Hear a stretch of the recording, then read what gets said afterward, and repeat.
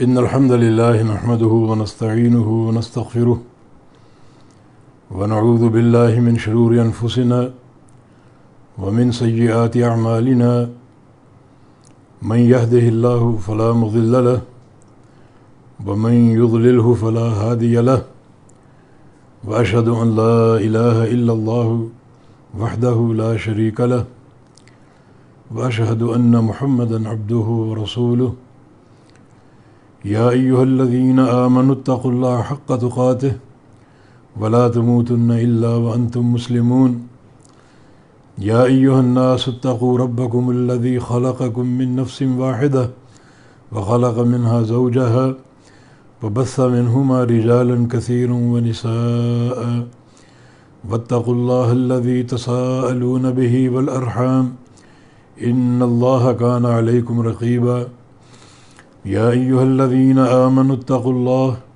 وقولوا قولا سديدا يصلح لكم أعمالكم ويغفر لكم ذنوبكم ومن يطع الله ورسوله فقد فاز فوزا عظيما اللهم صل على محمد وعلى آل محمد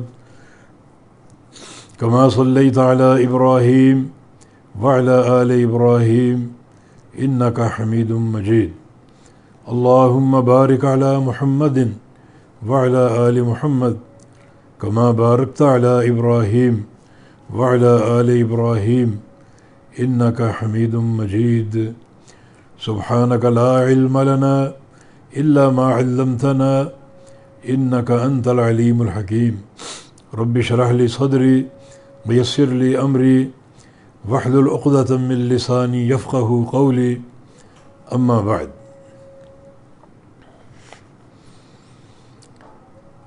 حضرات سامعین السلام علیکم ورحمۃ اللہ وبرکاتہ۔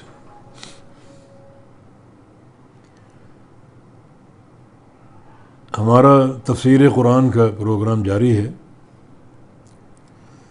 البتہ گزشتہ سال ہم نے رمضان میں صحیح بخاری کا کتاب الرقاق پڑھایا تھا اور کچھ حدیثیں باقی رہ گئی تھیں جن کی تکمیل کا اب تک موقع نہ بن سکا، تو اب چونکہ 28واں پارہ مکمل ہوا اور اس کے بعد کی تفسیر شروع کرنے سے قبل ہم سے یہ تقاضا ہوا، اصرار ہوا بار بار کہ کتاب الرقاق مکمل کر دیا جائے، اور بالخصوص ہمارے بھائی عمران سعید حفظہ اللہ تعالی، ان کے پاس بہت سے تقاضے تھے ساتھیوں کے، اور وہ بھی بار بار اسی چیز کا تقاضا کر رہے تھے کہ یہ کتاب الرقاق مکمل ہو جائے۔ تو اللہ تعالیٰ کی توفیق سے چند احادیث جو باقی ہیں وہ ہم پڑھ لیتے ہیں۔ یہ کتاب الرقاق کی حدیث نمبر 6103 6103۔ یہ حدیث امام بخاری فرماتے ہیں کہ حدثنا ابو النعمان قال حدثنا حماد عن عمرو عن جابر، یعنی جابر رضی اللہ تعالی عنہ، جابر بن عبداللہ الانصاری نبی علیہ السلام کے صحابی، یہ فرماتے ہیں کہ ان النبی صلی اللہ علیہ وسلم قال، نبی صلی اللہ علیہ وسلم نے ارشاد فرمایا، یخرج من النار بالشفاعۃ کأنہم الثعاریر، نکالا جائے گا جہنم سے بالشفاع، بذریعہ شفاعت، یعنی کچھ لوگوں کو۔ اگلی حدیث میں یہ حدیث ہے آگے، اور اس میں یخرج قوم، کچھ لوگوں کو، ایک قوم کو جہنم سے نکالا جائے گا بالشفاع، شفاعت کے نتیجے میں، اور جب ان کو نکالا جائے گا تو کأنہم الثعاریر، تو گویا وہ سعاریر ہوں گے۔ یہ سعاریر جمع ہے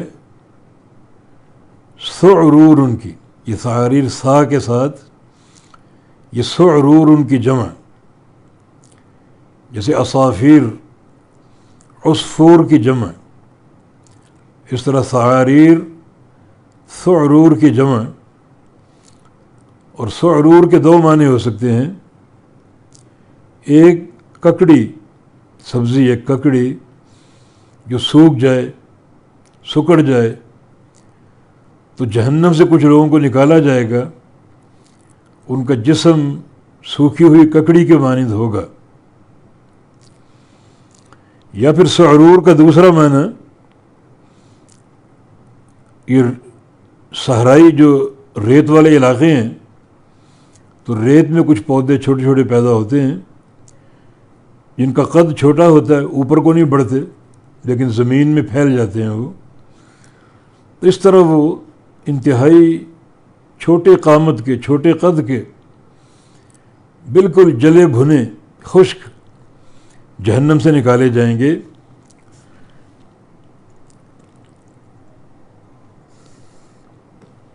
کیسے نکالے جائیں گے؟ بالشفاعہ، شفاعت کے نتیجے میں، شفاعت کی برکت سے. یہ شفاعت کون کرے گا؟ یہاں اس کی صراحت نہیں ہے، کیونکہ قیامت کے دن جو شفاعتیں ہیں وہ مختلف افراد کی طرف سے ہیں.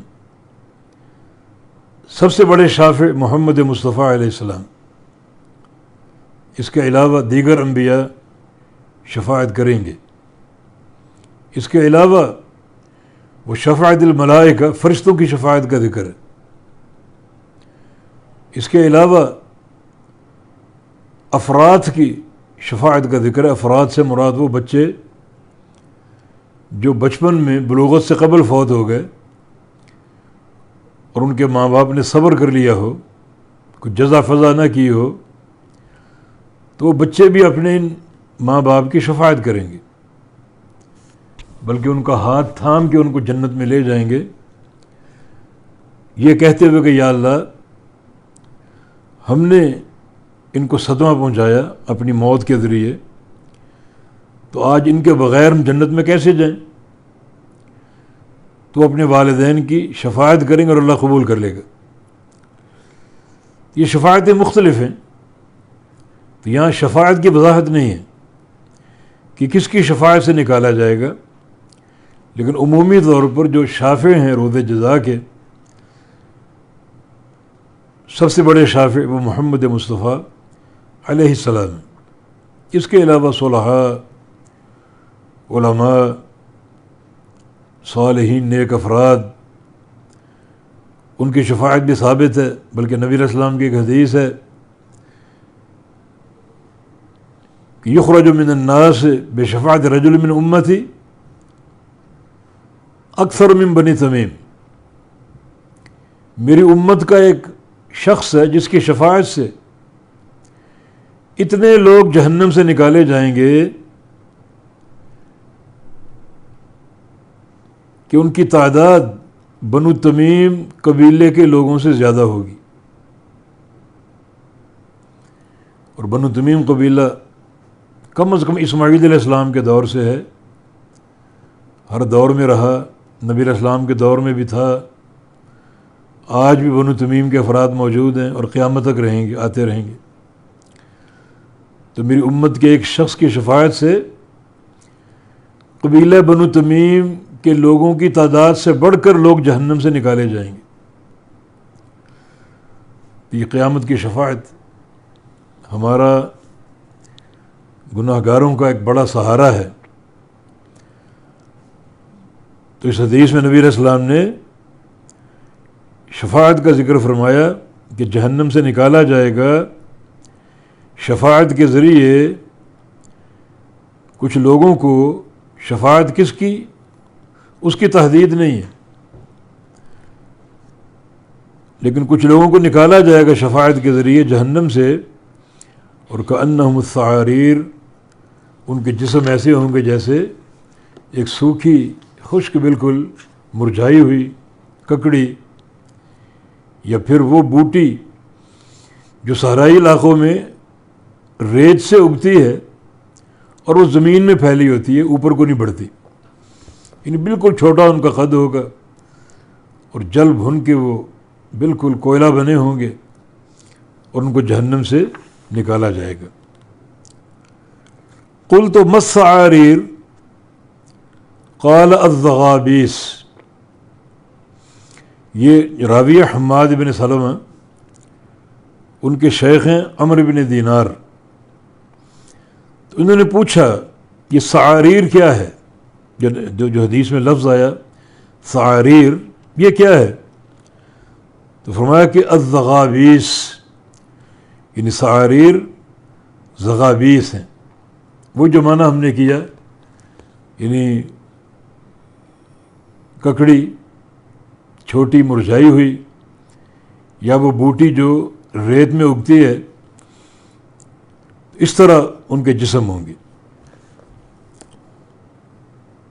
اور آگے الفاظ ہے نا وَكَانَ قَدْ سَقَطَ فَمُهُ، کہ ان کا منہ گر گیا تھا، یعنی عمرو بن دینار کا جو راوی حدیث ہے، اور منہ گرنے سے مراد دانت جھڑ گئے تھے، ان کے دانت جھڑ گئے تھے اور دانت ٹوٹ کے گر گئے تھے۔ کہنا یہ چاہ رہے ہیں کہ دانت گرنے کی بنا پر وہ سین کا تلفظ صحیح ادا نہیں کر پاتے تھے، ان الزغابیس سین کے ساتھ ہے تو سین کا تلفظ وہ صحیح نہیں کر پاتے تھے، تو انہوں نے سین کی جگہ سا کہا، الزغابیس سا، کیونکہ دانت ان کے جھڑ گئے تھے تو سین کی صحیح ادائیگی نہیں کر پاتے تھے، انہوں نے سین کی جگہ سا کا تلفظ کیا، جبکہ حقیقت میں یہ سین ہے۔ آپ غور کریں کہ ہمارے محدثین حدیث کے روات کس قدر امانت کا مظاہرہ کرتے تھے کہ اپنے شیخ کے بارے میں بتا دیا کہ جب شیخ نے یہ حدیث سنائی مجھے تو وہ زغابیس کہہ گئے سا کے ساتھ، وجہ یہ کہ ان کے دانت جھڑ گئے تھے اور سین کا تلفظ وہ صحیح نہیں کر پاتے تھے۔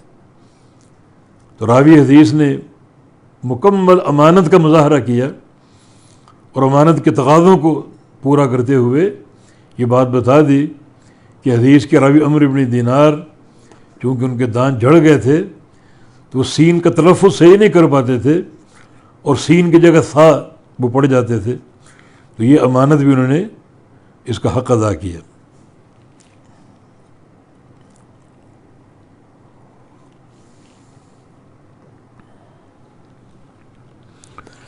فقلت لعمرو بن دینار، وہی حماد فرما رہے ہیں کہ میں نے عمرو بن دینار سے کہا، ابا محمد ان کی کنیت ہے، سمعت جابر بن عبداللہ، کہ یہ حدیث آپ نے واقعی سنی جابر بن عبداللہ سے؟ یہ حدیث آپ نے جابر سے سنی ہے، صحابی رسول سے؟ انہوں نے یہ کہا کہ سمعت رسول اللہ صلی اللہ علیہ وسلم، کہ میں نے نبی علیہ السلام سے سنی ہے۔ کیا سنی ہے؟ یخرج بالشفاعۃ من النار، فقال نعم، تو نے تصدیق کی ہاں، یعنی جابر نے کہا کہ یہ حدیث میں نے نبی علیہ السلام سے سنی ہے۔ یعنی اوپر جو قال رسول اللہ ہے کہ اللہ کے نبی نے فرمایا، اس میں صراحت نہیں کہ میں نے یہ سنا یا نہیں سنا، مگر امام بخاری رحمہ اللہ نے یعنی تفصیل پیش کر دی کہ جناب حماد نے جناب عمرو بن دینار سے پوچھا کہ کیا جابر نے یہ حدیث اللہ کے نبی سے سنی؟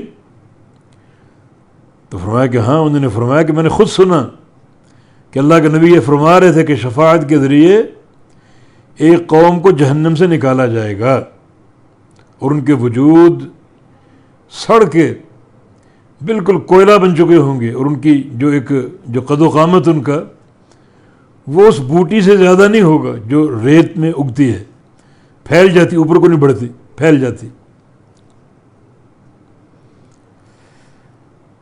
اتنی تاکید انہوں نے کیوں اختیار کی کہ اللہ کے نبی سے سنا انہوں نے جناب جابر سے؟ کیونکہ شفاعت کا مسئلہ شروع دور سے ہی مختلف فی چلا آ رہا ہے. دو گمراہ فرقے تھے، ایک معتزلہ اور ایک خارجی، جو شفاعت کا انکار کرتے تھے اپنے ایک عقیدے کی بنا پر. ان کا عقیدہ یہ تھا کہ جو بندہ کبیرہ گناہ کا ارتکاب کر لے وہ ایمان سے خارج ہے. اور چونکہ شفاعت گناہ گاروں کے لیے ہوگی تو گناہ گار تو ایمان سے خارج ہے، شفاعت کا سوال ہی نہیں. تو اس عقیدہ فاسدہ کی بنیاد پر وہ شفاعت کے منکر ہو گئے. کبیرہ گناہ کرنے والا کافر ہو جاتا ہے، ایمان سے خارج ہو جاتا ہے، اور شفاعت کفار کے لیے تو ہو ہی نہیں سکتی. لہذا جو گناہ گاروں کی شفاعت کا عقیدہ ہے وہ باطل ہے ان دو گمراہ فرقوں کے نزدیک، معتزلہ اور خوارج. خارجی کہتے تھے کہ کبیرہ گناہ کرنے والا ایمان سے خارج ہے اور کفر میں داخل ہے. معتزلہ کہتے تھے ایمان سے خارج تو ہے مگر کفر میں داخل نہیں، بلکہ ایک مقام ہے ان دونوں کے درمیان، ایمان اور کفر کے درمیان ایک مقام ہے، اس مقام میں یہ معلق ہو جاتے ہیں. یہ عقیدہ معتزلہ کا. مگر دونوں اس بات پر متفق ہیں کہ وہ ایمان سے خارج ہو جاتا ہے. کبیرہ گناہ کا ارتکاب کرنے والا ایمان سے خارج ہے، اس بات پر متفق ہیں. اور اس بات پر بھی متفق ہیں کہ چونکہ وہ ایمان سے خارج ہے لہذا شفاعت کا سوال ہی پیدا نہیں ہوتا، کیونکہ شفاعت جو ہے گناہ گاروں کے لیے، اور گناہ گار بندہ ایمان سے خارج ہو گیا تو وہ شفاعت کا مستحق ہے ہی نہیں. یہ عقیدہ خوارج کا اور معتزلہ کا. جبکہ صحیح عقیدہ اہل سنہ اہل الحدیث کا، جس کو محدثین نے نقل کیا دلائل کے ساتھ، کہ کبیرہ گناہ کرنے والا کافر نہیں ہوتا، فاسق و فاجر ضرور ہے، فسق و فجور کا ارتکاب ضرور ہے، مگر وہ ایمان سے خارج نہیں ہے، اپنے ایمان پر قائم ہے، وہ کفر میں داخل نہیں ہے. یا چونکہ گناہ گار ہے لیکن مومن ہے، موحد ہے، تو وہ شفاعت کا مستحق ہے. ایمان سے خارج ہے ہی نہیں، وہ کفر میں داخل ہے ہی نہیں، تو پھر وہ شفاعت کا مستحق ہے. تو چونکہ یہ مسئلہ اس دور میں ایک فتنے کی شکل اختیار کر چکا تھا، تو راوی حدیث نے تاکد کیا کہ جابر نے یہ حدیث اللہ کے نبی سے واقعی سنی؟ کہا کہ ہاں سنی. تو مسئلہ حل ہو گیا. خوارج کا رد آ گیا، معتزلہ کا رد آ گیا جو شفاعت کے منکر ہیں. وہ کہتے ہیں شفاعت ہے ہی نہیں. اور اللہ کے نبی کیا فرما رہے ہیں کہ ایک قوم جہنم سے نکالی جائے گی شفاعت کے نتیجے میں، گناہ گار قوم. تو شفاعت حق ہے، اور خوارج اور معتزلہ کا عقیدہ باطل.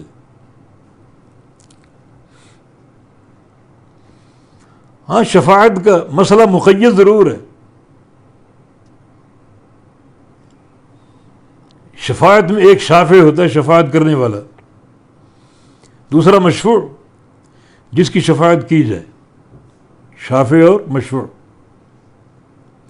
یہ دونوں یعنی شافع اور مشفوع دونوں کا تعین اللہ کرے گا.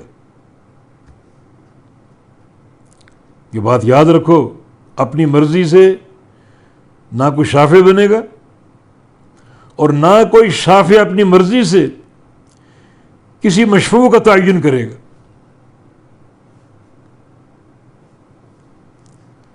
دونوں معاملے اللہ کے سپرد. شافع کا تعین بھی اللہ پاک فرمائے گا، اور مشفوع کا تعین کس کی شفاعت کرنی اور کس کی نہیں کرنی یہ تعین بھی اللہ تعالیٰ فرمائے گا.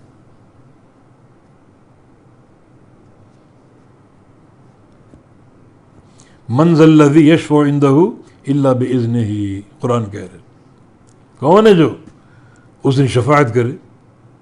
شفاعت کریں گے الا باذن، اللہ کے اذن سے، اللہ کے امر سے. اپنی مرضی سے کوئی شافع بن نہیں سکتا. اسی طرح مشروع ولا یشفعون الا لمن ارتضی کہ شفاعت کرنے والے شفاعت نہیں کریں گے مگر صرف اس کی جس کی شفاعت میں اللہ راضی ہوگا. دونوں کا تعین اللہ کے پاس. اور اللہ رب العزت نے شفاعت کے تعلق سے قاعدہ وضع کر دیا کہ یہ شفاعت صرف انہیں حاصل ہوگی، نصیب ہوگی جن کے پاس توحید کا عقیدہ ہے. صحیح بخاری میں حدیث ہے، ابو ہریرہ رضی اللہ عنہ سوال کرتے ہیں نبی علیہ السلام سے، من اسعد الناس بشفاعتک یوم القیامہ، یا رسول اللہ علیہ وسلم وہ کون خوش نصیب لوگ ہیں جن کی آپ شفاعت کریں گے قیامت کے دن؟ تو فرمایا کہ اسعد الناس بشفاعتی یوم القیامہ من قال لا الہ الا اللہ خالصا من قلبہ، کہ میں ان لوگوں کی شفاعت کروں گا جنہوں نے بالکل خالص مخلص ہو کر ہر قسم کے شرک سے بچ کر لا الہ الا اللہ کا اقرار کیا، یہ کلمہ پڑھا ہو لا الہ الا اللہ سچے فہم کے ساتھ اور صحیح تقاضوں اور شرائط کے ساتھ، انہیں میری شفاعت حاصل ہوگی. تو یہ شرط اساسی شرط ہے شفاعت کے لیے. اور ایک حدیث میں رسول اللہ صلی اللہ علیہ وسلم کا فرمان ہے وَهِيَ نَائِلَةٌ لِمَن مَاتَ مِنْ أُمَّتِي لَا يُشْرِكُ بِاللَّهِ شَيْئًا، کہ شفاعت ان لوگوں کو حاصل ہوگی، میری امت کی ان افراد کو جن کی موت اس طرح ہے کہ انہوں نے شرک نہ کیا، توحید پر مرے ہوں، شرک پر نہ مرے ہوں. کسی دور میں شرک ہو گیا تو اس سے سچی توبہ کر لے. سچی توبہ یہ ہوتی ہے کہ دوبارہ کبھی شرک کی طرف نہ لوٹے، پوری پختگی رسوخ کے ساتھ توحید کو اختیار کرے اور اپنا لے. یہ حد بندی ہے. سب سے بڑے شافع محمد الرسول اللہ صلی اللہ علیہ وسلم. اور صحیح بخاری میں حدیث آپ فرماتے ہیں فَيَحُدُّ لِي حَدًّا، اللہ تعالیٰ میرے لیے حد مقرر کرے گا کہ کس کس کی شفاعت آپ نے کرنی، اور اس کے مستحق اہل توحید ہیں. ان سے اگر گناہ سرزد ہوئے تو ان گناہوں کی بخشش کے لیے پیغمبر علیہ السلام شفاعت کریں گے، مگر اساس توحید ہے. اب فرق یہ ہے خارجیوں، معتزلہ اور اہل سنہ کے عقیدے میں کہ خارجی کہتے ہیں کبیرہ گناہ کا ارتکاب کرنے والا ایمان سے خارج ہے، کفر میں داخل ہے، اس کے لیے کوئی شفاعت نہیں. معتزلہ کہتے ہیں کہ کبیرہ گناہ کا ارتکاب کرنے والا ایمان سے خارج ہے مگر کفر میں داخل نہیں، بلکہ ایمان و کفر کے درمیان ایک ٹھکانہ ہے، اس ٹھکانے پر وہ قائم، اور شفاعت نہیں اس کے لیے. اہل سنہ کا عقیدہ بڑے محکم دلائل کے ساتھ یہ ہے کہ جو کبیرہ گناہ کا ارتکاب کر لے وہ ایمان سے خارج نہیں ہے. ایمان سے خارج تب ہوگا جب اس کلمے کا انکار کرے جس کلمے کو پڑھ کر ایمان میں داخل ہوا ہے، لا الہ الا اللہ، اللہ کی توحید کا، اشہد ان لا الہ الا اللہ. تو اہل سنہ کا عقیدہ وہ ایمان سے خارج نہیں ہے، نہ وہ کفر میں داخل ہے. اب چونکہ وہ موحد ہے، صاحب توحید ہے، اور کبیرہ گناہ کر رکھیں تو اس کے معاملے کی دو حیثیتیں. ایک یہ کہ اللہ تعالیٰ اگر چاہے تو اس کی توحید کی برکت سے اس کے گناہ ویسے ہی معاف کر دے کہ اس نے شرک نہیں کیا، بندے نے توحید پر قائم رہا، تو اس کا معاملہ اللہ کی مشیت کے تحت ہے، چاہے تو گناہوں کو معاف کر دے، جنت کا داخلہ عطا فرما دے. اس پر بے شمار دلائل موجود ہیں، احادیث موجود ہیں. مسند احمد کی حدیث جس میں 99 گناہوں کے رجسٹر ان کے پرخچے اڑ گئے ایک پرچے کی بنا پر، اشہد ان لا الہ الا اللہ، اللہ کی توحید کی گواہی۔ اور اگر اللہ چاہے تو ان گناہوں کی سزا دے دے۔ ہاں، بخشش کا طریقہ کیا ہے؟ اللہ تعالیٰ معاف کر دے یا قیامت کے دن نبی کی شفاعت سے معاف کر دے، اور اگر اللہ چاہے تو اس کو جہنم میں ڈال دے، اور پھر بالآخر جہنم سے نکالا جائے گا، وہ بھی نبی کی شفاعت کے ذریعے۔ کب نکالا جائے گا؟ جب اللہ چاہے۔ اللہ جانتا ہے اس کے گناہ کتنے ہیں، بدعمالیاں کتنی ہیں، تو اس کے بقدر اس کو سزا دی جائے گی، اور بالآخر پھر شفاعت کے ذریعے اسے بھی جہنم سے نکال کر جنت میں داخل کر دیا جائے گا۔ کسی کے گناہ زیادہ، کسی کے کم، تو گناہوں کے بقدر جہنم کی سزا ملے گی، جبکہ جہنم کا عذاب ایسا کہ ایک لمحہ بھی قابل برداشت نہیں، ایک لمحہ کے لیے بھی کوئی اس عذاب کو جھیل نہیں سکتا، والعیاذ باللہ۔ تو ہم نے اختصار کے ساتھ یہ ایک اعتقادی مسئلہ واضح کر دیا کہ شفاعت کیا ہے اور اہل السنہ کا موقف کیا ہے، اور یہ موقف سارا دلائل کے ساتھ ہے، تفصیل کا وقت نہیں۔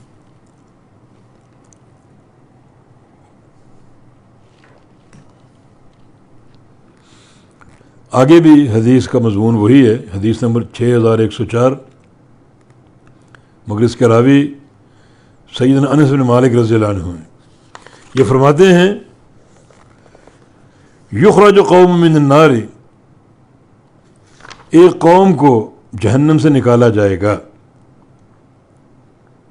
بعدما مسہم منہا صفع، بعد اس کے کہ انہیں جہنم کی آگ سے شعلے چھوئیں گے، جہنم کی آگ سے ان کو شعلے چھوئیں گے اور ان کو جہنم سے نکالا جائے گا۔ اس سے یہ ثابت ہو رہا ہے کہ ایک تو ہے جہنم میں ڈال دیا گیا اور اس کے پورے وجود کو جہنم کی آگ نے ڈھانپ لیا، پورے وجود کو، اوپر سے، نیچے سے، آگے پیچھے سے، دائیں بائیں سے، وہ پورا آگ میں گھر چکا ہے۔ یہ معاملہ کفار کے ساتھ ہے، وہ اس میں داخل کر دیے جائیں گے، یصلونہا یوم الدین، وہ قیامت کے دن جہنم میں داخل کر دیے جائیں گے، پوری طرح وہ آگ میں ڈوب جائیں گے، آگ ان کو اپنے لپیٹے میں لے لے گی، پورے بدن کو، پورے وجود کو۔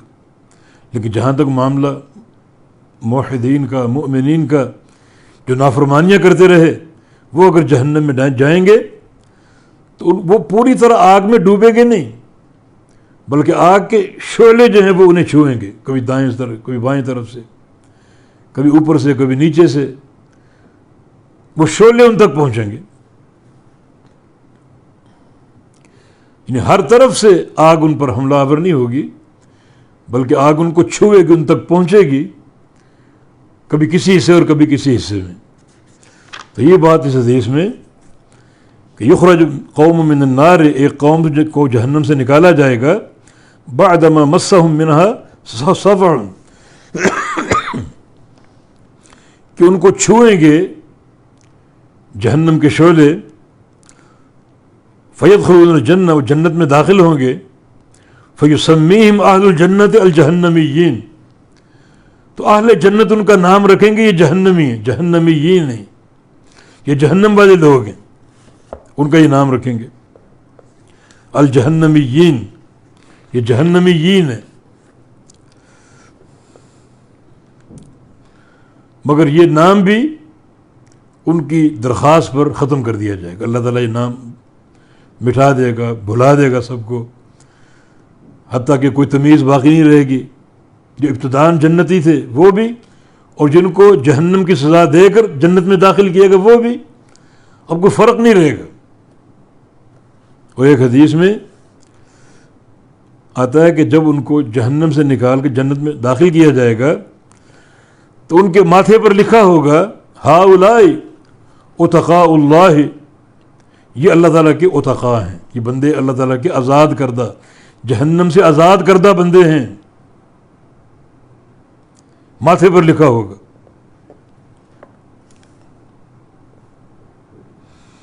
اور ایک حدیث میں بل ہاؤلائی اتقاء الجبار کے الفاظ، اس جبار اللہ تعالیٰ کا نام ہے، یہ اس کے اتقاء بندے ہیں۔ مگر یہ فرق بالآخر مٹا دیا جائے گا، اور وہ اللہ تعالیٰ سے درخواست کریں گے کہ یا اللہ تو نے ہمیں اکرام دیا، جہنم سے نکالا، جنت کا داخلہ عطا فرما دیا، تو ہمیں جہنمیین کے لقب سے لوگ یاد کرتے ہیں، یہ بھی ختم فرما دے۔ تو اللہ تعالیٰ یہ دعا قبول کر کے ان کے معاملے کو صاف کر دے گا، اور پھر جو ایک فرق اور امتیاز ہے اہل جنت کا، وہ ختم ہو جائے گا۔ جو لوگ ابتداءً داخل ہوئے وہ بھی، اور جو بعد میں داخل ہوئے وہ بھی برابر ہو جائیں گے، اور یہ جو ایک نسبت اور فرق ہے یہ مٹ جائے گا۔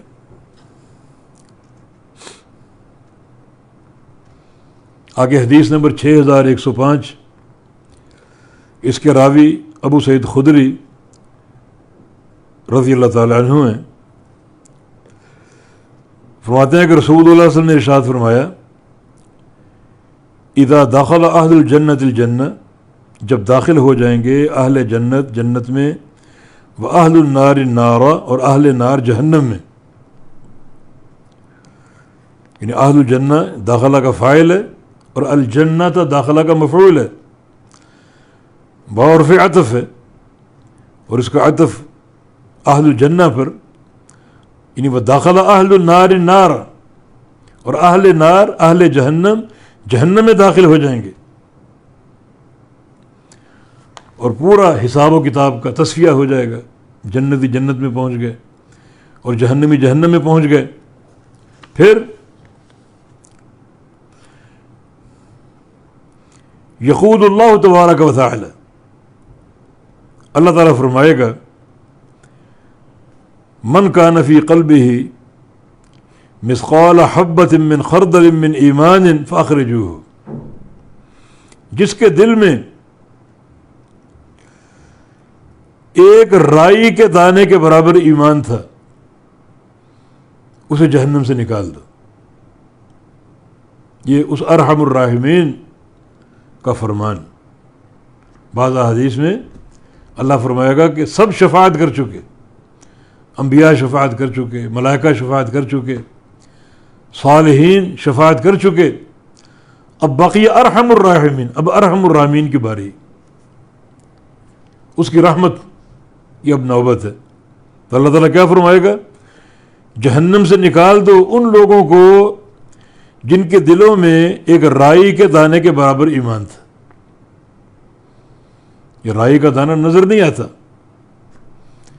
دنیا میں موجود سب سے چھوٹی چیز جو آلات کی مدد سے دیکھا جا سکتا، انہیں بھی نکال دو، اتنا سا ایمان، انہیں بھی جہنم سے نکال کر جنت کا داخلہ عطا فرما دو۔ چنانچہ ان کو نکالا جائے گا، اور فرمایا کہ فیخرجون قدم توحشوا، ان کو نکالا جائے گا جہنم سے جبکہ وہ جل چکے ہوں گے۔ توحشوا مانا احترقوا، پوری طرح جل چکے ہوں گے۔ یہ محش سے ماخوذ ہے، اور محش کا معنی احتراق الجلد بظہور العظم، کہ جلد پوری جل جائے اور ختم ہو جائے اور ہڈیاں ظاہر ہو جائیں، یہ معنی انتحاش کا۔ جب جہنم سے نکالے جائیں گے تو گوشت ان کا پورا جل چکا ہوگا اور ہڈیاں نظر آ رہی ہوں گی۔ وعادوا حمما، اور وہ بالکل کوئلہ بن چکے ہوں گے، جل کر بالکل کوئلہ بن چکے ہوں گے۔ فیلقون فی نہر الحیات، تو کچھ دیر کے لیے ان کو ڈالا جائے گا نہر الحیات میں، جو وہاں پر وہ نہر جاری ہوگی، اس نہر کا نام نہر الحیات، اس میں وہ ڈالے جائیں گے۔ اور فرمایا کہ فَيَنبُتُونَ كَمَا تَنبُتُ الْحِبَّةُ فِي حَمِيلِ السَّيْلِ، اور وہ وہاں اگیں گے، ان کے جسم جیسے دانہ حمیل السیل میں اگتا ہے. حمیل بمعنی محمول، سیل یعنی جو پانی رواں دواں ہو، ایک سیلابی شکل ہو اور نہر میں پانی جاری ہو، وہ سیل کہلاتا ہے، پانی کا جاری ہونا. اور حمیل بمعنی محمول، جیسے جاری پانی کا محمول اگتا ہے، وہ پانی آپ نے دیکھا ہو کبھی، تو اس کے کناروں پر تن کے لکڑیاں دانے وغیرہ ساتھ بہہ رہے ہوتے ہیں، اور وہ دانہ کوئی بھی اگر کسی کنارے میں وہ چلا جائے تو فوراً اگتا ہے. وہ کناروں پر جھاڑیاں ہوتی ہیں پیچ دار، چھوٹی چھوٹی، زیادہ ابھرتی نہیں ہیں، اور وہ جلدی اگتی ہیں وہ جھاڑیاں. وہ یعنی جب زمین گیلی ہوتی ہے، پانی رواں دواں ہوتا ہے، کوئی دانہ اگر کنارے پر آ جائے تو فوراً اگتا ہے، وہ جھاڑیاں بن جاتی. فرمایا کہ وہ لوگ جو جہنم میں داخل کیے گئے ان کو نکالا جائے گا، جسم ان کے کوئلہ بن چکے ہوں گے، تو ان کو نہر الحیات میں ڈالا جائے گا. اس نہر میں جس کا نام نہر الحیات، زندگی کی نہر، اس میں جو ہی ڈالا جائے گا وہ اس دانے کی طرح اگیں گے، اور ان کے جسم آہستہ آہستہ درست ہوتے جائیں گے، گوشت بنتا جائے گا، حتیٰ کہ وہ کامل انسان کی طرح کھڑے ہو جائیں گے.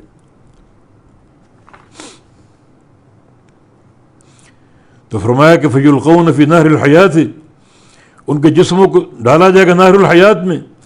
فَيَنبُتُونَ كَمَا تَنبُتُ الْحِبَّةُ فِي حَمِيلِ السَّيْلِ، اور وہ یوں اگیں گے جیسے ایک اناج کا دانہ اگتا ہے حمیل السیل میں، بہتے پانی کے کنارے میں جو اگتا ہے نہر کے کنارے میں، اس طرح وہ اگیں گے.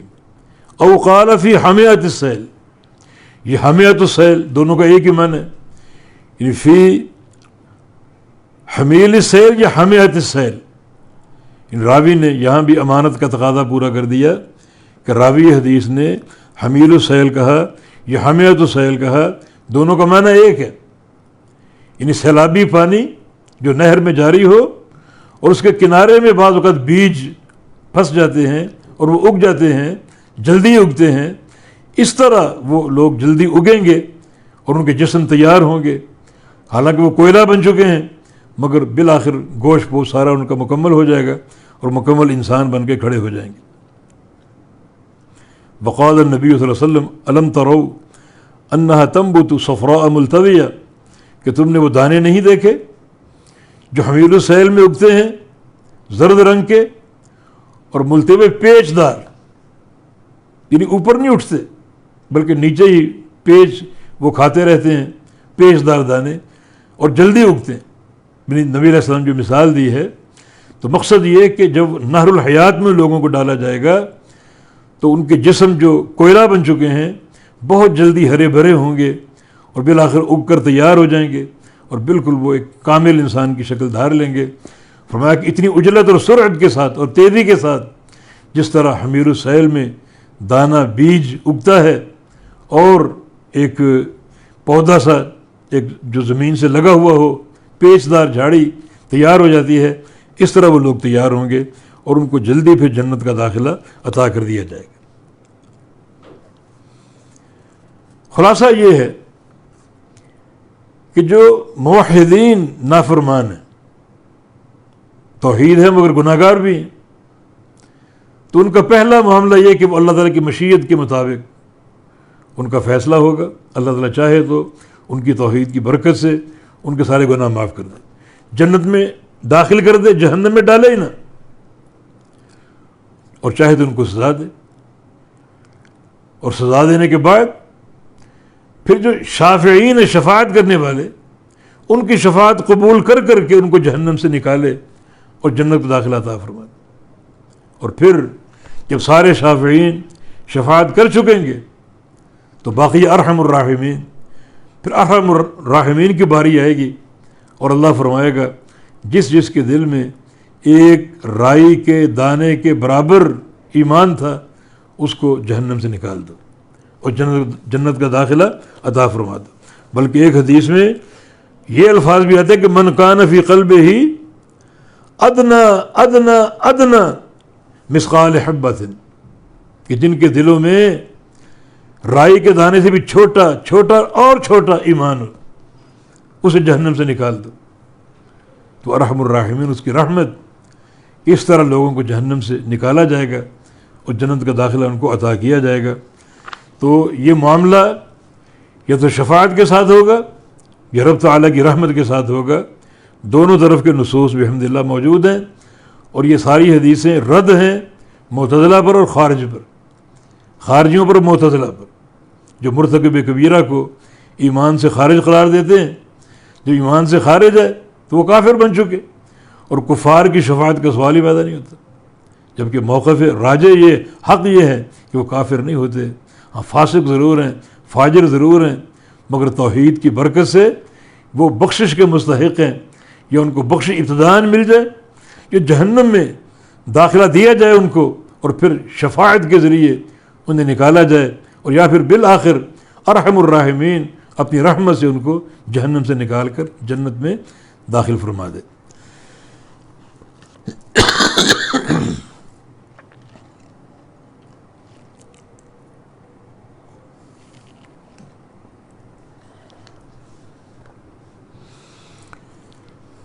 آگے حدیث 6106، اور اس کے راوی نعمان بن بشیر رضی اللہ عنہ، نبی علیہ السلام کے صحابی نعمان بن بشیر فرماتے ہیں کہ سمعت النبی صلی اللہ علیہ وسلم یقول، میں نے نبی علیہ السلام کو یہ فرماتے ہوئے سنا، ان اہون اہل النار عذابا یوم القیامہ لرجل توضع فی اخمص قدمیہ جمرۃ یغلی منہا دماغہ. ان اہون اہل النار، اہل النار میں سب سے ہلکا شخص، عذاباً باعتبار عذاب کے، جہنمی، ان جہنمیوں میں باعتبار عذاب کے سب سے ہلکا انسان کیسا ہوگا، اس کا عذاب کیسا ہوگا. اس کا معنی عذاب میں مختلف درجات ہیں، کہیں ہلکا، کہیں بھاری، کہیں بہت بھاری، اور یہاں تعارف ہو رہا ہے ہلکے عذاب، ہلکے ترین عذاب کا، سخت ترین کا نہیں. اس کا تو تعارف ہے ہی نہیں کہ اس کی نوعیت اور کیفیت کیا ہوگی. اللہ ہم سب کو محفوظ رکھے. لیکن یہاں سب سے ہلکے عذاب کا تعارف ہے کہ اس شخص کو سب سے ہلکا عذاب ہوگا یوم القیامہ، قیامت کے دن. لرجل، وہ شخص، توضع فی اخمص قدمیہ، جس کے قدموں کے اخمص میں رکھا جائے گا، ڈالا جائے گا، جمرۃ، آگ کا انگارہ، آگ کا کوئلہ گرم. اخمص القدمین، جو قدم کا نچلا حصہ ہے، اور اس کا وسط کا حصہ جو تھوڑا سا اندر کو دسا ہوتا ہے، ایک ایڑی ہے، ایک آگے پنجہ ہے، اور دونوں کے درمیان جو حصہ تھوڑا اوپر کو اٹھا ہوا، تھوڑا گہرائی میں، وہ اخمص کہلاتا ہے. وہ تو ایڑی بھی اس کی محفوظ ہوگی، پنجہ بھی محفوظ ہوگا. صرف قدموں کے وسط میں ایک کوئلہ رکھا جائے گا جہنم کی آگ میں گرم کیا ہوا. فرمایا کہ یغلی منہا دماغہ، اس کا دماغ کھولے گا اس سے، اس کوئلے سے. حالانکہ پورا بدن محفوظ ہے، ہاتھ، پاؤں، پیٹ، سر، ہر چیز محفوظ ہے، لیکن پاؤں کا نچلا حصہ، نچلا تلوا جو ہے، اس کا بھی درمیان کا حصہ جو گہرا ہوتا ہے، اس میں ایک کوئلہ رکھا جائے گا. یعنی حتیٰ کہ پاؤں کی ایڑی محفوظ ہوگی، پاؤں کا پنجہ عذاب سے محفوظ ہوگا، صرف قدموں کے وسط میں ایک کوئلہ جہنم کا گرم کر کے رکھا جائے گا. اتنی اس میں شدت ہوگی کہ یغلی منہا دماغہ، اس کا دماغ جوش مارے گا اور دماغ کھولے گا. کیسے کھولے گا وہ آگے حدیث میں اس کا ذکر ہے. راوی وہی نعمان بن بشیر ہیں، اور امام بخاری رحمہ اللہ اس حدیث کو 2 سندوں سے لائے. دونوں سندوں کا مدار ابو اسحاق ہے، اور پچھلی حدیث میں ابو اسحاق کا شاگرد شعبہ بن حجاج، اور اس حدیث میں ابو اسحاق کا شاگرد اسرائیل. یہ دونوں سندیں مختلف ہیں، مگر مدار سند ابو اسحاق ہے، اور ابو اسحاق نعمان بن بشیر صحابی رسول ان سے روایت کر رہے ہیں. وہ کیا فرماتے ہیں؟ وہی جو پچھلے حدیث گزری، ان اہون اہل النار عذابا، کہ عذاب کے اعتبار سے سب سے ہلکا جہنمی کون ہے قیامت کے دن؟ رجل، وہ شخص، علی اخمص قدمہ جمرتان، کہ جس کے دونوں قدموں کے نیچے ایک کوئلہ ڈالا جائے گا.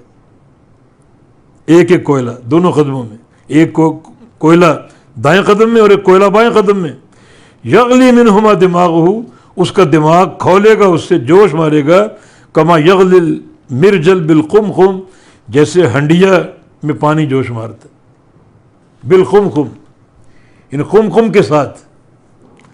حافظ حجر فرماتے ہیں کہ حدیث میں تھوڑا سا راوی سے صاحب ہوا، یہ اصل میں واو ہے، واو عاطفہ، ان کما یغلی المرجل والقمقم، مرجل ہنڈیا برتن کسی بھی چیز کی، مٹی کا ہو یا لوہے کا ہو، اور قمقم ایک خاص برتن کو بولتے ہیں جو تانبے کا بنا ہوتا ہے اور اس کا منہ چھوٹا ہوتا ہے اور اس میں پانی زیادہ جوش مارتا ہے۔ تو جس طرح ہنڈیا یا قمقم میں پانی ڈال دو، اس کو آگ پہ رکھا جائے اور وہ پکتا رہے حتیٰ کہ کھولنے لگتا ہے، اس طرح اس بندے کا دماغ کھولے گا جس کے پاؤں کے نیچے قدموں کے وسط میں جہنم کی آگ کا کوئلہ رکھا جائے گا، اس طرح اس کا دماغ کھولے گا جیسے چولہے پر ہنڈیا کا پانی کھولتے۔ تو بالقمقم کی بجائے والقمقم، ابن حجر نے یہ تصحیح کی ہے کہ جیسے ہنڈیا اور قمقم ایک مخصوص برتن تانبے کا بنا ہوا چھوٹے منہ والا، اس میں پانی اگر ڈال کر آگ پہ پکایا جائے، گرم کیا جائے تو اس میں جس طرح جوش پیدا ہوتا ہے اور وہ کھولتا ہے، اس طرح اس کا دماغ کھولے گا۔ یہ اس شخص کے عذاب کا ذکر ہے جس کو جہنم میں سب سے ہلکا عذاب، گویا جہنم میں اس کو داخل نہیں کیا گیا، کنارے پر کھڑا کر دیا گیا، ہاتھ پاؤں سر سب محفوظ ہیں آگ سے، حتیٰ کہ پاؤں بھی محفوظ ہے، اوپر کا حصہ پاؤں کی ایڑی محفوظ ہے، پنجہ محفوظ ہے، لیکن ایڑی اور پنجے کے درمیان جو اخمص ہے، ایک گہری جگہ، وہاں صرف کوئلہ رکھا جائے گا، اور اتنی اس میں شدت اور حدت ہوگی کہ اس کا دماغ کھولے گا جیسے چولہے پر ہنڈیا کا پانی کھولتے۔ تو یہ سب سے ہلکا عذاب، یعنی قابل برداشت ہے ہرگز نہیں۔ جو سب سے شدید عذاب ہوگا وہ کیسا ہوگا، اور کون اس کو برداشت کر پائے گا؟ تو اللہ تعالیٰ کے عذاب کا ایک لحظہ بھی برداشت نہیں کیا جا سکتا، اس لیے ہر انسان جہنم سے بچاؤ کی تیاری کرے، ایک لحظہ ایک لمحہ کے عذاب کو بھی برداشت نہیں کیا جا سکتا۔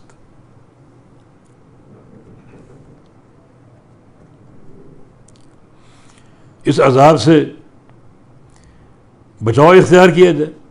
امام بخاری آگے جو حدیث لائے ہیں اس میں کچھ عمل بیان ہوئے جو اس عذاب سے بچاؤ کا ذریعہ بن سکتے ہیں، سبب بن سکتے ہیں۔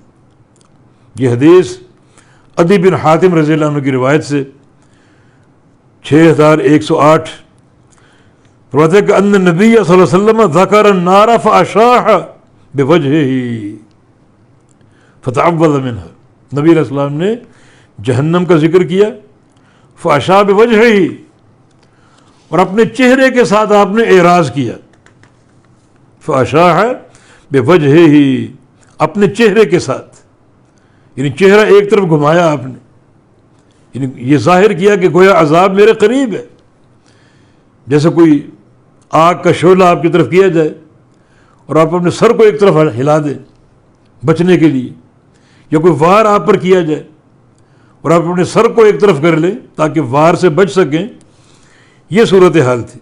یعنی اشاہ بوجہ یعنی التفت بوجہ، یعنی آپ نے عذاب کا ذکر کیا، گویا عذاب کو آپ دیکھ رہے ہیں، گویا عذاب آپ کے سامنے ہے، حملہ آور ہونے والا ہے، اور آپ نے اپنے چہرے سے ایک طرف اعراض کر کے ایک طرف جھانک کے گویا اس سے بچاؤ اختیار کیا۔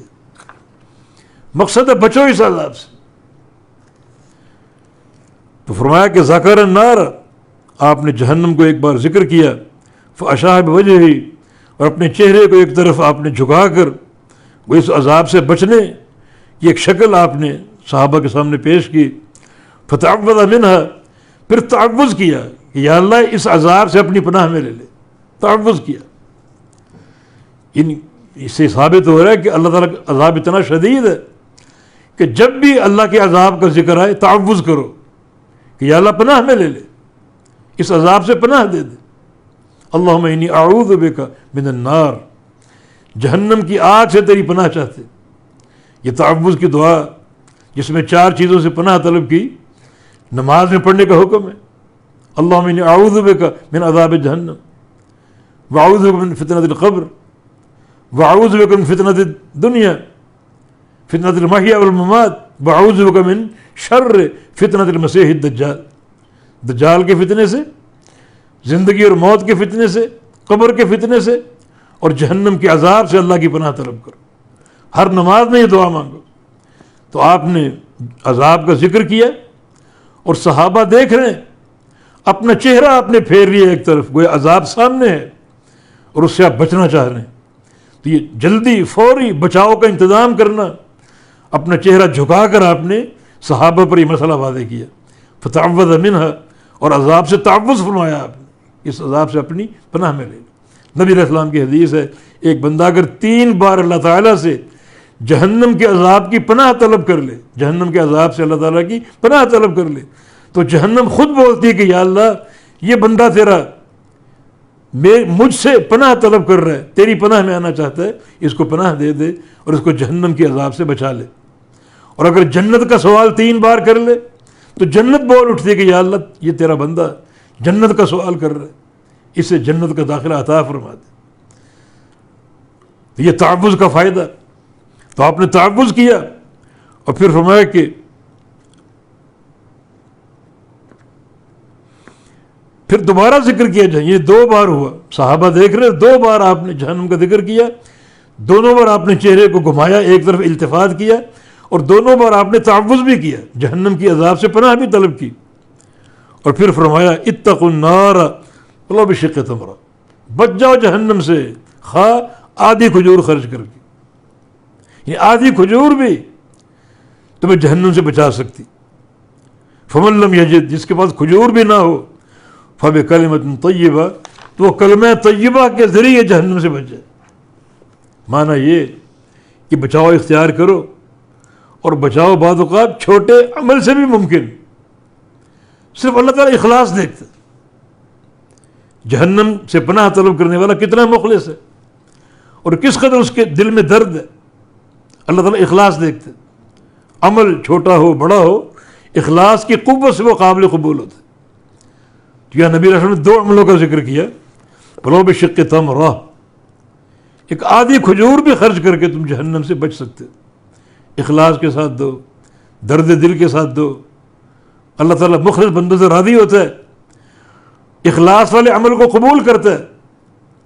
اور فرمایا کہ اگر کھجور بھی نہ ہو تو کلمہ طیب، اچھی بات، یہ اس کی جگہ لے سکتی، اور یہ بھی تمہیں جہنم سے بچا سکتی۔ کوئی خیر خواہی کی بات، کوئی اللہ کا ذکر کر لو، لا الہ الا اللہ پڑھ لو، سبحان اللہ پڑھ لو، الحمدللہ پڑھ لو، کسی بھائی کو نیکی کا حکم دے دو، استغفار کر لو، کوئی بھی کلمہ طیبہ، یعنی کلمہ طیبہ جو ہے وہ صدقے کی نیابت کر سکتا ہے۔ تو اس حدیث میں 2 باتیں ذکر ہوئیں جہنم سے بچاؤ کے لیے، ایک صدقہ، تھوڑا ہو زیادہ ہو مگر اخلاص کے ساتھ اور ریاکاری کے ساتھ نہ ہو، اور دوسرا اگر صدقہ نہیں ہے، دینے کی قوت اور توفیق نہیں ہے، تو کلمہ طیبہ بھی صدقے کی جگہ تمہاری نیابت کر سکتا ہے، اور اللہ تعالیٰ اس کلمہ طیبہ کو قبول کر کے تمہیں جہنم سے بچا سکتا ہے۔ تو سبحان اللہ، شریعت کی سماحت اور برکت، اتنا عظیم عذاب، اتنا ہولناک عذاب، اور اس سے بچاؤ چھوٹے عمل سے بھی ممکن، مگر شرط یہ کہ وہ چھوٹا عمل اخلاص نیت پر قائم ہو، ریاکاری پر قائم نہ ہو۔ تو نبی علیہ السلام نے فرمایا کہ اتقوا النار، بچ جاؤ جہنم سے ولو بشق تمرہ، آدھی کھجور خرچ کر کے، اور اگر وہ بھی نہ ہو تو کلمہ طیبہ کے ساتھ وہ خیر خواہی کی بات کہہ کے، کوئی اللہ کا ذکر کر کے جہنم سے بچاؤ اختیار کیا جا سکتا ہے۔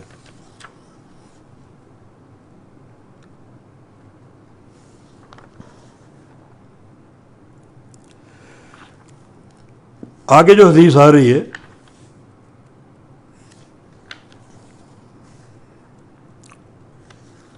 حدیث نمبر 6109،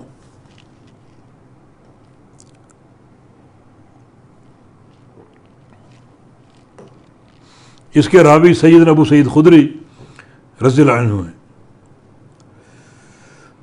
فرماتے ہیں کہ نبی علیہ السلام سے میں نے یہ سنا، بذکر عندہ امہ ابو طالب، آپ کے سامنے آپ کے چچا ابو طالب کا ذکر کیا گیا. فقال، آپ نے فرمایا، لعلہ تنفعہ شفاعتی یوم القیامہ، شاید اسے میری شفاعت نفع دے دے قیامت کے دن. ابو طالب کلمہ نہیں پڑھ سکا تھا اور کلمہ پڑھے بغیر دنیا سے چلا گیا. حالانکہ نبی علیہ السلام نے مرتے دم تک دعوت دی تھی کہ لا الہ الا اللہ پڑھ لو، یہاں تک کہا کہ فی اذنی، میرے کان میں پڑھ دو. احاج لک بہ عند ربی یوم القیامہ، میں قیامت کے دن اس کان میں پڑے ہوئے کلمے کو حجت بنا کر آپ کو بخشوانے کی کوشش کروں گا، آپ کی شفاعت کروں گا. مگر نہیں پڑھا اور کلمہ پڑھے بغیر دنیا سے چلا گیا. تو فرمایا کہ ہو سکتا ہے کہ میری شفاعت اس کو نفع دے. شفاعت اہل ایمان کا حق ہے، کافروں کا حق نہیں ہے. مگر ابو طالب وہ واحد انسان ہے جو اس عموم سے مستثنیٰ ہے. عموم کیا ہے کہ شفاعت موحدین کا حق ہے، اہل ایمان کا حق ہے، کافروں کی شفاعت نہیں ہے سوائے ابو طالب کی. مگر وہ شفاعت کس قسم کی ہوگی؟ دیکھو، شفاعت کی دو صورتیں، ایک ہے شفاعت اخراج اور ایک ہے شفاعت تخفیف. شفاعت اخراج کیا ہے کہ شفاعت کر کے جہنم سے نکلوا لینا. فلاں بندہ جہنم میں جا چکا ہے اور اللہ کے حبیب شفاعت کر کے اس کو جہنم سے نکلوا لیں گے. مگر یہاں شفاعت تخفیف ہے، جہنم سے نکالا جانا ممکن نہیں، مگر عذاب میں کمی ہو سکتی، عذاب میں تخفیف ہو سکتی. یہ شفاعت تخفیف ہے. تو شاید میری شفاعت اس کو نفع دے دے. وہ شفاعت اخراج من النار کی نہیں ہوگی، جہنم سے نکالنے کی نہیں ہوگی، بلکہ ہوگی کہ اس کے عذاب کو ہلکا کر دے. چنانچہ فرمایا کہ لعلہ تنفع شفاعت یوم القیامہ، شاید میرے چچا کو میری شفاعت قیامت کے دن نفع دے. اور اس شفاعت کے ذریعے کیا ہو؟ فیجعل فی زحزاح من النار، کہ ان کو کھڑا کر دیا جائے زحزاح میں، طبقہ جہنم کا زحزاح، جہنم کے زحزاح میں. زحزاح وہ جگہ جہاں ایک انسان کھڑا ہو جائے تو جو وہاں چیز ہو وہ اس کے پاؤں تک محدود رہے. مثلا پانی صرف پاؤں تک، اتنا گہرا نہیں کہ وہ اوپر ٹخنے تک پہنچ جائے یا گھٹنے تک پہنچ جائے، بلکہ پاؤں گیلے ہو رہے ہیں، وہ زحزاح. اس طرح آگ ہے تو ایسی آگ نہیں کہ جو پورے جسم کو لپیٹے ہوئے، بلکہ اتنی کہ پاؤں کے تلووں کو بس ہو رہی، اتنی آگ. یہ طبقہ زحزاح کا. تو فرمایا کہ یبلغ کعبیہ یغلی منہ ام دماغہ، کہ وہ زحزاح طبقہ جو ہے اس میں اس کو کھڑا کر دیا جائے گا. پورا جسم اس کا آگ سے بچا ہوا ہوگا اور صرف پاؤں تک اس کے آگ کا معاملہ ہوگا، پاؤں تک آگ پہنچے گی. لیکن یغلی منہ ام دماغہ، اتنی اس میں شدت اور حدت ہوگی کہ اس کی ام دماغ اس سے جوش مارے گی. ام دماغ کا معنی جو سر کی اوپر کی چوٹی، جو سر کا آخری عمر کا حصہ، وسط درمیانہ حصہ، یہ ام دماغ کہلاتا ہے. ام دماغ اس کا کھولے گا اور جوش مارے گا، حالانکہ آگ صرف پاؤں کو چھو رہی. تو زحزاح میں میرا چچا کھڑا ہوگا قیامت کے دن. یعنی یہ عذاب کی تخفیف ہے. اگر شفاعت نہ ہوتی تو وہ بھی پورا جسم اس کا آگ میں جل رہا تھا، چاروں طرف سے، اوپر نیچے دائیں بائیں، آگ نے پوری طرح اس کو ڈھانپ لینا تھا. لیکن پیارے پیغمبر کی شفاعت کی برکت سے صرف اتنا ان کو تخفیف دی جائے گی کہ باقی جسم ان کا آگ سے محفوظ ہوگا اور صرف پاؤں تک آگ چھو رہی ہوگی، مگر شدت اس کی بھی ہوگی. اور وہ شدت کیا ہے؟ اس کا دماغ کھولے گا، جیسے چولہے پر ہنڈیا کا پانی کھولتے. بعض حدیث میں صحابہ نے پوچھا، صحیح مسلم کی حدیث، کہ آپ کے چچا نے بڑی خدمت کی آپ کے چچا نے آپ کو کفار کے شر سے بچایا اور جب تک رہے آپ کی حفاظت کی. تو فرمایا کہ ہاں، میرے چچا نے میری مدد کی، نصرت کی، حفاظت کی. قیامت کا دن ہوگا، میں اس کو آگ میں ڈوبا ہوا پاؤں گا، ڈوبا ہوا. لیکن وہ اخرجت الی زحزاح، اور شفاعت کے ذریعے وہاں سے نکال کر زحزاح میں لے آؤں گا. ایک غمرات النار، جہاں پوری طرح بندہ آگ کی لپیٹ میں ہوگا، اور ایک لحظہ جسم آگ سے بچ جائے گا اور صرف پاؤں کا حصہ آگ کو چھو رہا ہوگا، باقی پورا بدن محفوظ ہوگا۔ تو یہ شفاعت تخفیف ہے کہ عذاب میں تخفیف اور کمی کی شفاعت کرنا۔ اخراج تو نہیں ہوگا، اخراج جو ہے وہ اہل ایمان کے لیے ہے، جہنم سے نکالے تو نہیں جائیں گے، یہ اہل ایمان کے لیے خاص ہے، کفار کے لیے اخراج نہیں ہے۔ لیکن بعض کفار کے لیے تخفیف ہے اللہ کے نبی کی شفاعت سے، اور یہ صرف ابو طالب کے لیے ہے، مستثنا وہ اس عموم سے کہ اللہ تعالیٰ اپنے نبی کی شفاعت قبول کر کے ابو طالب کو غمرات الناس نار سے نکال کر زحزاں میں منتقل کر دے گا، جہاں ان کا جسم آگ میں ڈوبا ہوا نہیں ہوگا، محفوظ ہوگا، اور باقی پورے جو اس کا پاؤں ہے تلوہ وہ آگ کو چھو رہا ہوگا اور پورا بدن اس کا محفوظ ہوگا۔